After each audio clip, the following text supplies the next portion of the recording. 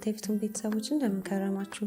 የፍቱን ቤተሰብ አባል ያልሆናችሁ በየጊዜው የምንለቃቸው አዳዲስ ቪዲዮዎችን እንዲደርሳችሁ ላይክ፣ ሼር እና ሰብስክራይብ በማድረግ የፍቱን ቤተሰብ አባል ይሁኑ።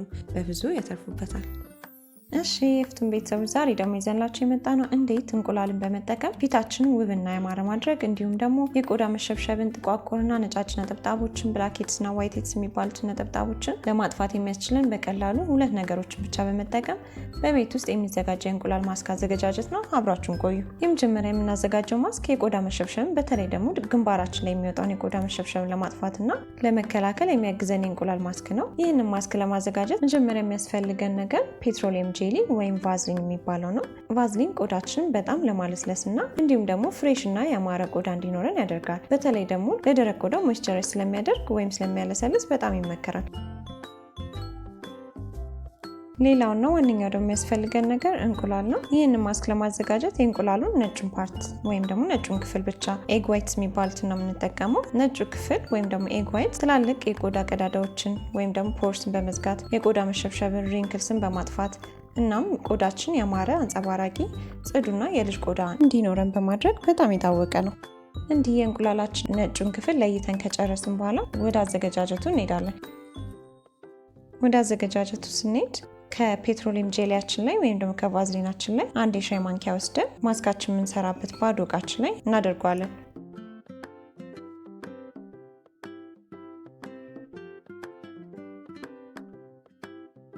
ቫዝሊን ግን ከሌሎች ነገሮች ጋር ለማደባለቅ ስለማይመች መጀመሪያ ብቻውን ለማደባለቅ እንዲመቸን እናሸዋለን። ከዛ ቅድም ለይተን ያስቀመጥነውን የእንቁላሉን ነጩ ክፍል ላይ አንድ የሻይ ማንኪያ እንወስዳለን። ከዛ ሁለቱም በደንብ እናደባልቋለን። እንቁላሉና ቫዝሊኑ አንድ ላይ ለማደባለቅ ጊዜ ሊፈጅ ስለሚችል ሳንሰለች በደንብ ሽት እያደረግን እናደባልቋለን። ለአቀባብ ምቹ እንዲሆንልን በደንብ እናደባልቋለን።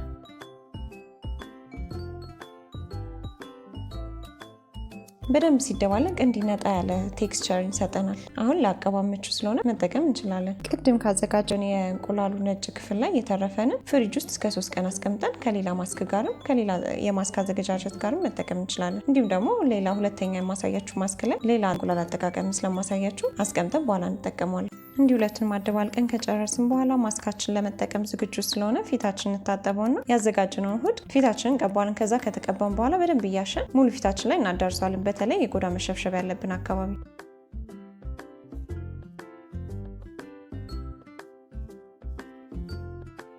እያሸነው በሄድን ቁጥር ደስ የሚል ስላሴ ለቆዳችን ይሰጠናል።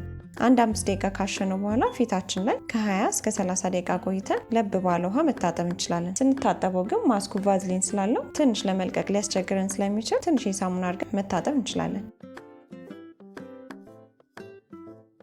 ይህንን ማስክ በሳምንት ከ2 እስከ 3 ጊዜ ብንጠቀሙ ቆዳችን ያማረ፣ ጥርት ያለ የልጅ ቆዳ እንዲሁም ደግሞ በጣም ልስልስ እንዲሆን ያደርግልናል።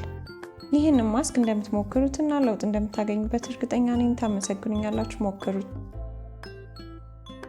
ሌላው ደግሞ ቅድም ያስቀረነው የእንቁላል ነጩን ክፍል ብቻ በመጠቀም ጥቋቁር ነጠብጣቦቻችን ወይም blackheads የሚባሉትና ነጫጭ ነጠብጣቦችን ወይም whiteheads የሚባሉትን ማጥፋት እንችላለን። ይህንን መንገድ ስንጠቀም መጀመሪያ ፊታችን ለብ ባለ ውሃ እንታጠብና የፊታችን ቀዳዳ ከተከፈተልን በኋላ እንቁላሉን በባዶ እንቀባዋለን ፊታችን ላይ። ከፈለግን እንዲህ እንቁላሉን ብቻ ተቀብተን 20-30 ደቂቃ አቆይተን መታጠብ እንችላለን። የበለጠ ጥቅሙን ለማግኘት ደግሞ መጀመሪያ ሌየሩን ከተቀባን በኋላ ሶፍት ወይም ደግሞ ናፕኪን አዘጋጅተን ሶፍቱን ወይም ናፕኪኑን ፊታችን ላይ እናደርገውና ሰከንድ ሌየር እንቁላል እንቀባዋለን ከሶፍቱ ላይ።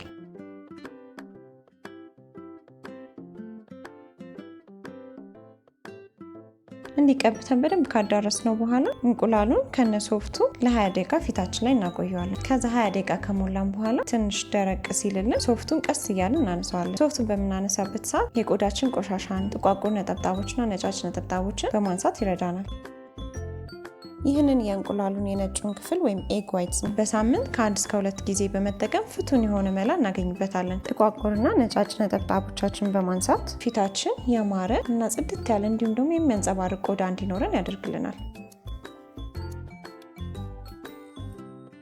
እሺ የፍቱን ቤተሰቦች ለዛሬ ይዘንላችሁ የመጣነውን ቪዲዮ በዚህ ጨርሰናል። ይህንን ማስክ ሞክራችሁ እንደምትወዱትና ለውጥ እንደምታዩበት እርግጠኛ ነን። አብራችሁን ስለቆያችሁ በጣም እናመሰግናለን። ጥያቄ ካላችሁ ኮሜንት ሴክሽናችን ላይ ጻፉልን፣ እንመልሳለን። ላይክ፣ ሼር እና ሰብስክራይብ ማድረግ እንዳትረሱ። ቀጣይ ስራችን ላይ እስክንገናኝ ድረስ ሰላም ቆዩልን። መልካም ጊዜ